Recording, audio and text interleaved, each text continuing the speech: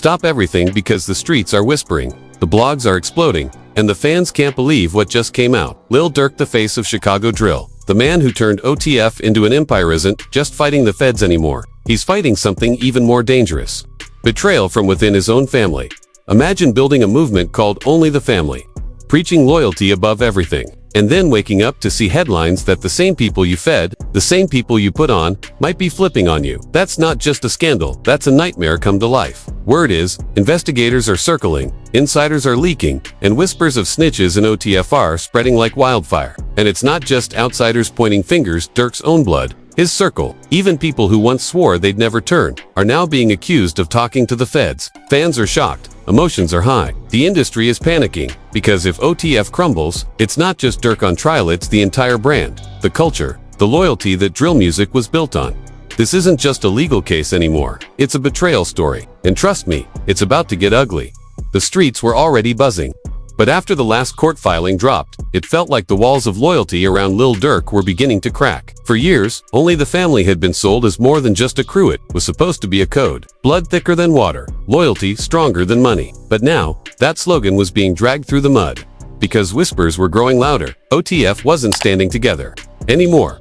The first signs of betrayal came in the form of anonymous court leaks. Prosecutors claimed that unnamed associates were already cooperating, providing details about meetings, payments, and coded conversations. Nobody knew exactly who was talking, but the speculation was brutal. Every member of OTF who went quiet online was suddenly labeled a snitch. Every unfollow, every vague post, every deleted picture was dissected like evidence. Look, he hasn't posted in weeks, he's flipping. Nah, he deleted that picture with Durk. That means he's talking. It didn't matter whether it was true. In the court of public opinion, perception was reality.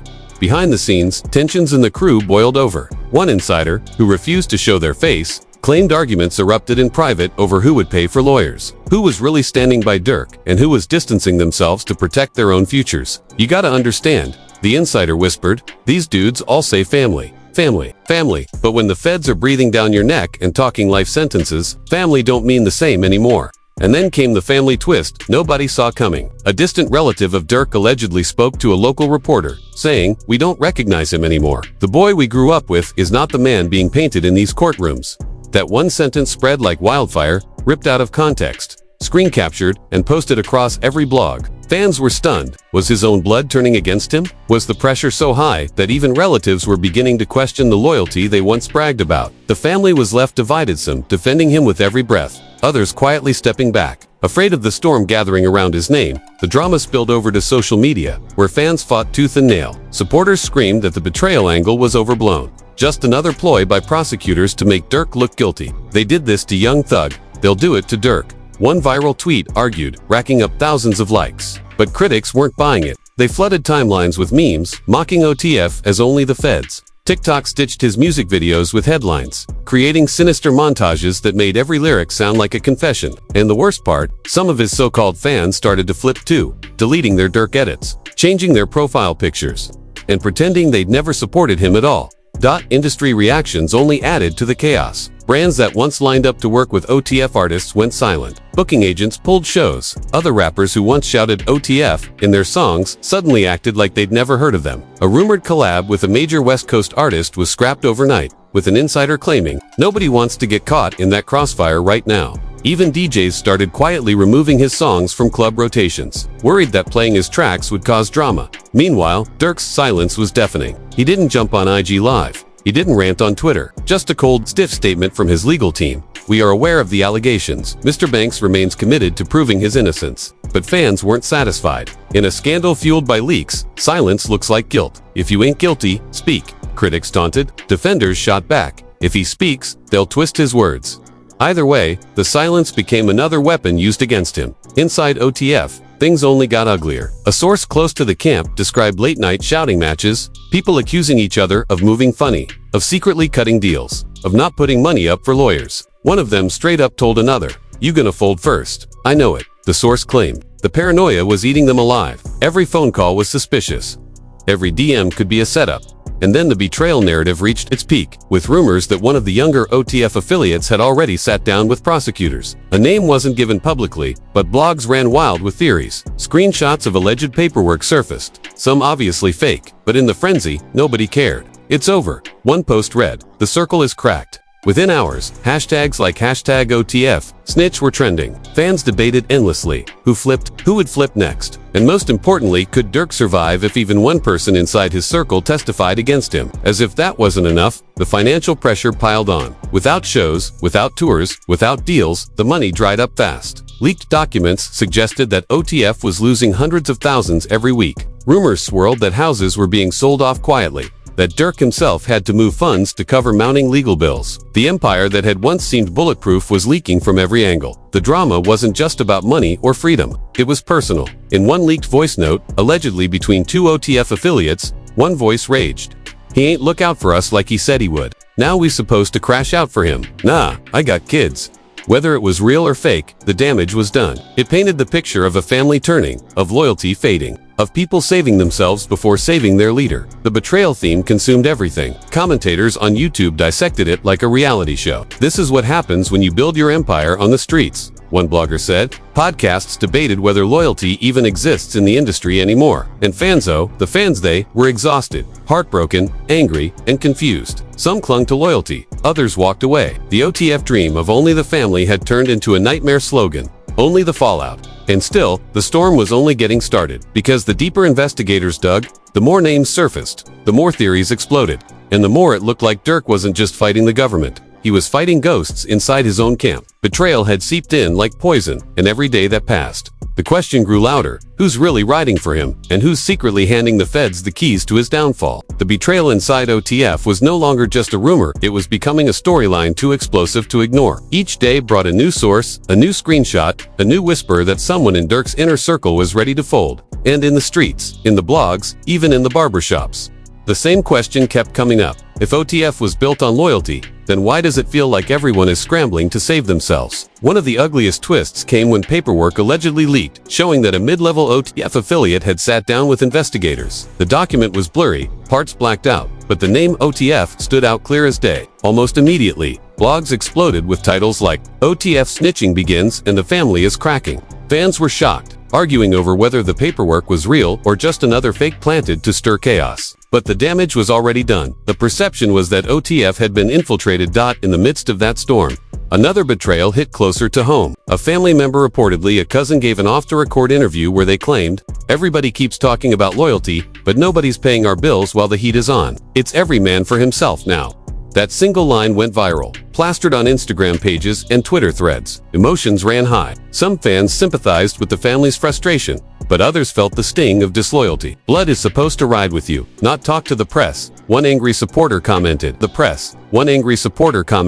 Behind the scenes, insiders described OTF meetings turning into battlegrounds. Arguments over legal fees, over who was really stepping up and who was distancing themselves, dominated every conversation. Dudes were pointing fingers, straight up yelling, "You're the one who folded." One anonymous insider said, "It wasn't family anymore. It was paranoia. Every handshake felt like a trap. Every smile felt like a mask hiding betrayal."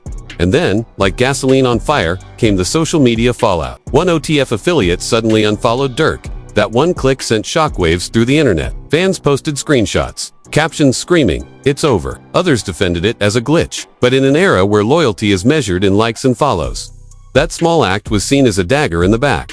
While the betrayal rumors tore through OTF, the industry itself was panicking. Promoters were canceling shows. Brands quietly pulled contracts. A DJ leaked a message thread where club owners said, "We can't play Durk records right now. It's bad for business." Even other rappers started keeping their distance. Features were shelved. Collaborations were pulled. The silence from peers was deafening, and in the silence, fans heard betrayal. Durk's legal team, meanwhile, was left trying to contain the bleeding. They issued statements dismissing the leaks as fabricated evidence and claiming that loyalty remained strong. But every new headline made the statement ring hollow. Blogs mocked the phrase, turning "loyalty remains strong" into a meme, paired with images of rats and paperwork.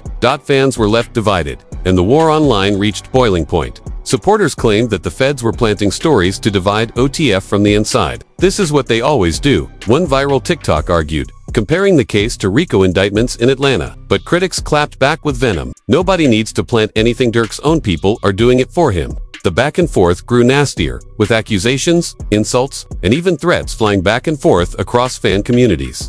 The emotional toll on the family was impossible to hide. Rumors claimed that some relatives were no longer visiting Durk, fearing association with his case. Others were begging him to cut ties with certain crew members, afraid that their loyalty was going to drag the entire family down. One supposed leaked voicemail had a woman's voice pleading, "You gotta let them go before they bury you."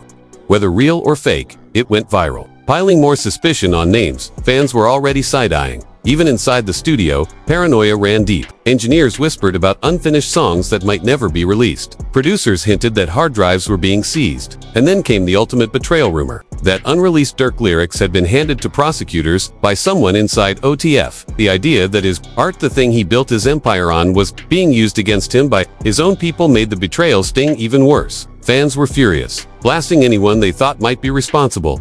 And while the betrayal narrative grew, the financial collapse couldn't be ignored. Shows canceled meant millions lost. Refunds drained tour money. Merch sales plummeted as fans distanced themselves. "We're watching an empire burn down in real time," one commentator said. Blogs compared it to watching a slow-motion car crash. Each headline another dent in the wreckage.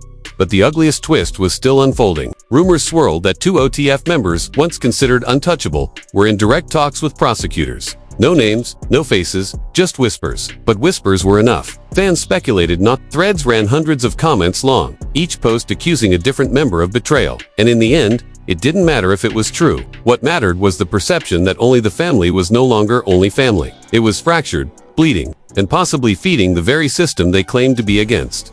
The story had started with a federal indictment. But now it was something far bigger. This wasn't just about one man versus the law. This was about loyalty versus survival, family versus betrayal, and the terrifying question that nobody wanted to answer. How long before someone puts Durk's name in their mouth to save themselves? The chaos surrounding Durk had already reached insane levels. But the third wave of this scandal pushed it into nightmare territory. What began as whispers of betrayal and screenshots of alleged snitching had now snowballed into real consequences, legal filings, financial collapse, and an industry in sheer panic. What nobody could deny anymore was this: OTF wasn't untouchable. It was cracking, and the world was watching. The prosecutors, sensing blood in the water, doubled down. Reports came out that investigators were combing through OTF's financials, label contracts, wire transfers, even hotel receipts. Leaks suggested they were building a conspiracy narrative, trying to prove that Durk wasn't just an artist but the head of an organized network. The word RICO started popping up in headlines, a word that chills rappers to the bone. Fans went crazy with theories. This ain't just about one case anymore. They trying to take down the whole OTF brand.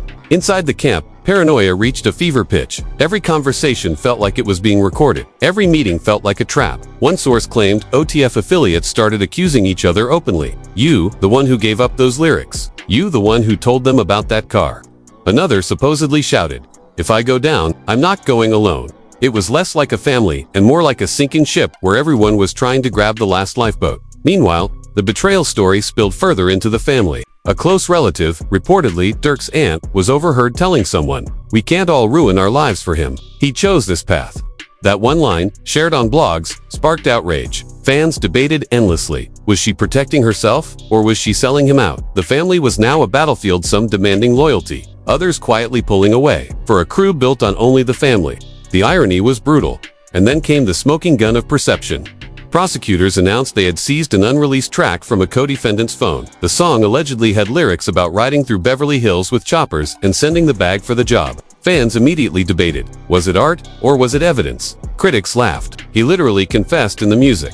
Supporters argued it was just another attempt to criminalize rap. But the timing was devastating. The betrayal angle suddenly seemed even more plausible, because how did unreleased music, never meant for public ears, land in the hands of investigators? Someone had to have leaked it. Financially, the empire was collapsing fast. Brands bailed. Promoters blacklisted him. Even streaming platforms quietly stopped featuring his music. A leaked message from a festival organizer revealed they were scrambling to replace OTF's slot. The cancellation alone cost millions. Worse, insiders claimed Durk had been forced to sell off assets to cover ballooning legal bills. A mansion in Atlanta, gone. Cars once flaunted on Instagram, missing. He's bleeding money like crazy, one anonymous insider whispered. The panic wasn't just inside OTF, it was in the entire industry. OTF, it was in the entire industry. Other artists saw the writing on the wall. Collaborations were yanked. Songs were shelved. One rapper who had previously shouted OTF in his tracks suddenly scrubbed all references from his pages. Nobody wants to be guilty by association, a producer explained. The fear was real. Being too close to OTF now meant risking career suicide. The isolation was suffocating, and yet, the betrayal narrative just kept snowballing. A supposed leak claimed prosecutors were pushing hard to flip one of Durk's right-hand men. If even one testified, the whole empire could crumble. The internet went into overdrive, pointing fingers, naming names, spinning theories. It's him. I can feel it. Nah, it's the other one. Look how quiet he's been. The guessing game turned ugly, with reputations shredded before a single fact was proven. But the darkest twist wasn't in the paperwork or the music. It was in the perception of fans. Slowly, painfully, even his supporters began to lose faith. The hashtag shifted. Where once it was hashtag free DURK, now it was protect the kids or accountability over loyalty. Some diehards stayed, but others walked away, posting tearful TikToks about deleting his songs from playlists. The betrayal was complete, not just inside OTF, not just inside the family, but inside the fanbase that had built his empire. And still, Durk said nothing. No lives, no emotional speeches, just silence, punctuated by cold legal statements. His absence became the loudest betrayal of all.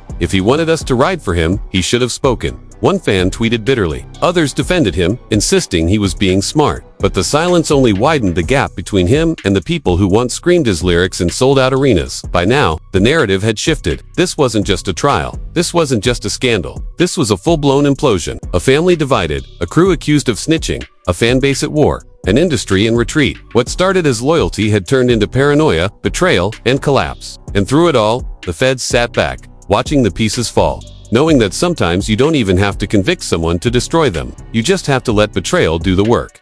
The story of Lil Durk and OTF had always been about loyalty, survival, and family. But now, in the eyes of the world, it was about betrayal, snitches, and panic. And no matter how this case ends, one thing was already clear. OTF would never be the same again. And that's the story, at least for today. Lil Durk, OTF, and the kind of betrayal that feels less like hip-hop news and more like a full-blown reality show unraveling right before our eyes. We've seen headlines before, we've seen rappers fight cases, but this is different. This is family pointing fingers, insiders whispering about snitch, and prosecutors building their case while the industry panics and steps away. The question now is simple, but terrifying. How much longer can Durk hold on? Can loyalty survive when every new headline screams betrayal? Can a crew built on only the family survive when the world is convinced that the family itself is turning? And more importantly, if OTF really is fractured, what does that mean for Durk's future? Is he the leader of an empire under attack, or the face of an empire eating itself alive? That's where you come in. Because at the end of the day, these stories don't just live in courtrooms, they live online. In the comments sections, in the debates between fans, in the culture that won't let go until every angle is dissected. Do you believe Durk is being set up? Just another rapper targeted by a system that never wanted to see him win? Or do you think this is the mask slipping, the truth finally catching up to him? Drop your thoughts below. I want to hear your take loud and unfiltered. Smash that like button if you want more of these raw breakdowns. Hit subscribe and turn on notifications. Because this saga is far from over. The next twist, the next leak, the next betrayal. It's coming. And when it does, we'll be right here, breaking it all down.